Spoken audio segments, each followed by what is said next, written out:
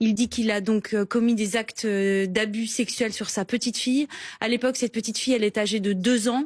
Le docteur Le Squarnec qui a commis plus de 300 V sur des victimes innocentes allongées, anesthésiées parce qu'il était chirurgien, a eu son procès récemment, enfin il est en cours. Sachez qu'il en a eu un premier où il a été condamné comme vous le savez et on se demande s'il ne va pas falloir un troisième procès. Première condamnation, il s'agissait évidemment de détention d'images et autres et même de faits commis sur ses voisines et sur ses enfants qui étaient dans son entourage. Deuxième fait, comme vous le savez, 300 actes commis, on a retrouvé des carnets qui s'appelaient Kékette Vulvette et malheureusement dans lesquels il recensait tous ces crimes.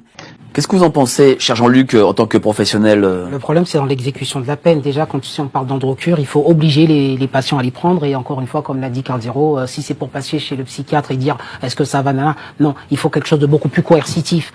Et ce qui est intéressant de noter, c'est que cette petite fille, son prénom apparaît dans ces fameux carnets noirs qui sont disséqués en ce moment à l'audience. Donc je vais vous faire grâce des détails parce que c'est absolument insoutenable, mais vous pouvez imaginer le choc dans cette salle d'audience lorsque le père de cet enfant donc réalise ce que dit son père, vous comprenez la filiation, ce grand-père a abusé de sa petite fille et le déclare sous les yeux de l'un de ses fils.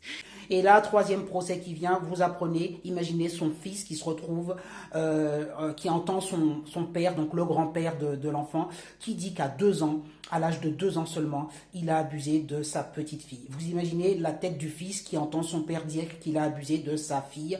Je crois que c'est immonde, c'est inimaginable de se mettre à la place de ce père.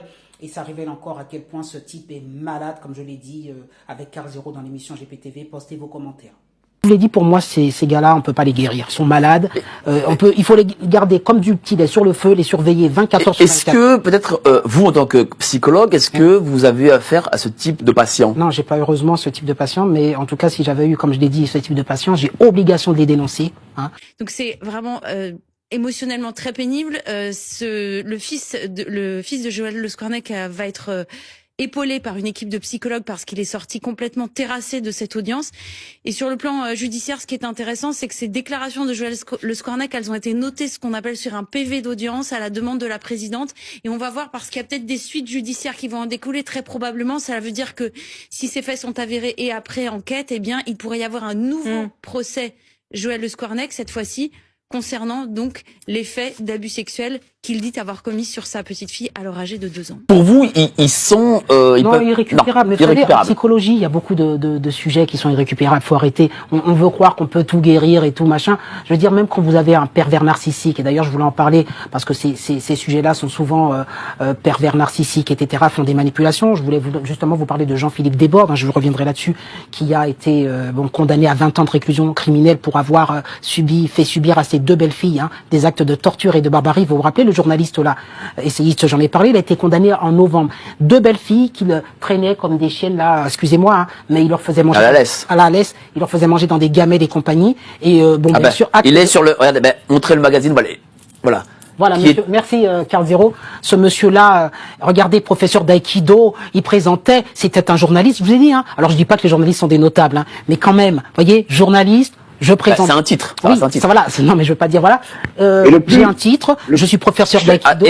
Carl, oui. Voilà. Et le plus quoi? Le plus incroyable. Pourquoi on a consacré dans l'envers des affaires un article à ce Jean-Philippe Desbordes?